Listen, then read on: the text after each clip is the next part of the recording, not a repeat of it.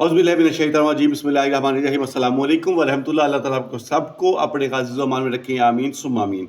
अब की बार से पहले 2 मरतबा कंज्यूमर कोर्ट पर कुछ बात हो चुकी है। कंज्यूमर कोर्ट मेरी राय के मुताबिक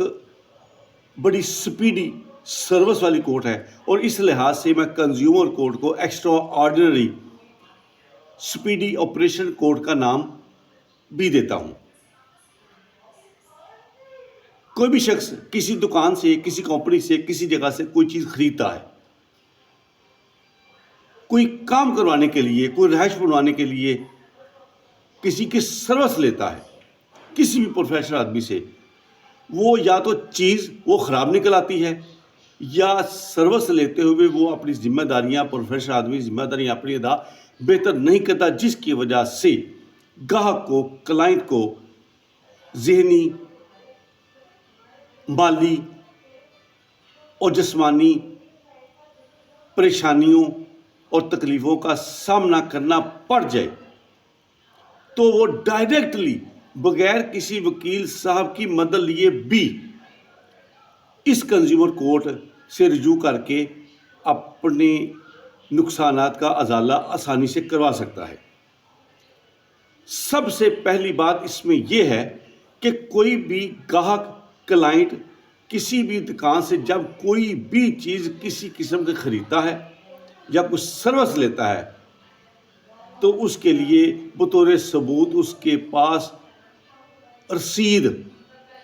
होनी चाहिए। अगर रसीद प्रिंटेड नहीं है, फ़र्ज़ किया तो उसकी हाथ से लिखी हुई उसके साइन हो, दस्तखत हो, तारीख हो, चीज़ों का नाम हो, और वही भी काफ़ी है। अगर कोई शख्स किसी दुकान से कोई चीज़ खरीदता है, मसलन वो तमाम अशिया, मिसाल के तौर पर दोबारा मैं कहता हूँ कि किसी भी शादी में किसी भी तरह का कोई सामान खरीदा जाता है, शादी के मौका पर शादी हल वगैरह की सर्विस ली जाती है, कुक, ट्रांसपोर्ट और दीगर सर्विस ली जाती है, किसी रहायश को बनाने के सिलसिले में, किसी भी किस्म की बिल्डिंग की तामीर के सिलसिले में कुछ सामान खरीदा जाता है,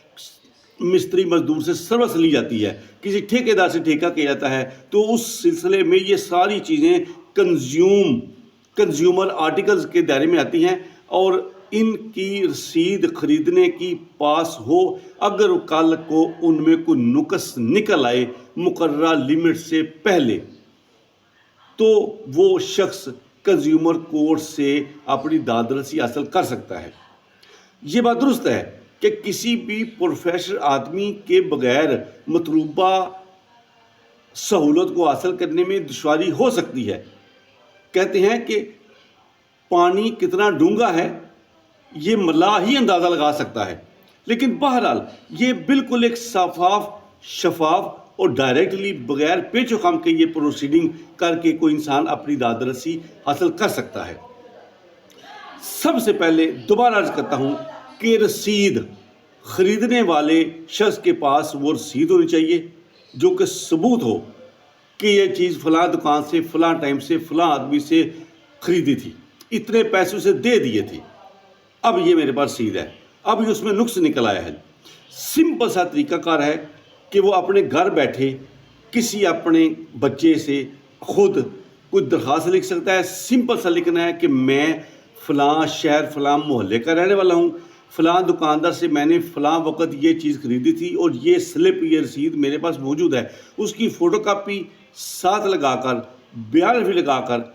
ये दे, उसमें ये तफसील लिख दे कि ख़रीदी, अब उसमें ये नुक्स निकल आया है, इस वजह से मुझे बड़ी परेशानी पैदा हुई है। वो ये थोड़ी तफसील लेके 12, 14, 15 लाइनों को लेके मैं उसके पास गया, उसने मेरी बात मानने से इनकार कर दिया। फिर आपने एक नोटिस, उसके ऊपर नोटिस लिखना है, नोटिस लिखना है। अब सिर्फ वो उस दुकानदार का नाम आपको पता होगा, आपकी दुकान कहाँ वाक़ है ये भी आपको पता होगा, उसका एड्रेस भी आपको पता होगा। उस एड्रेस पे आपने बज़दिया डाक वो अपना नोटिस भेज देना है। जिस तरह अल्लाह ताला ने हर काम के लिए एक मियाद मुकर्रर की है, कायनात के लिए भी एक मियाद मुकर्रर है, ये अल्लाह ताला बेहतर जानते हैं। ज़िंदगी किसकी कितनी है उसके लिए भी अल्लाह ताला ने मियाद मुकर्रर की है, कितनी है ये बेहतर आपको पता है। दुनिया में आने के लिए अल्लाह ताला ने 9 माह کسی بچے کی پیدائش کے لیے ایسا رکھا ہے، یہ بھی سب کو پتا ہے۔ کہنے کا مطلب یہ ہے کہ میعاد، کسی بھی کام کے لیے میعاد ہوتی ہے عام طور پر،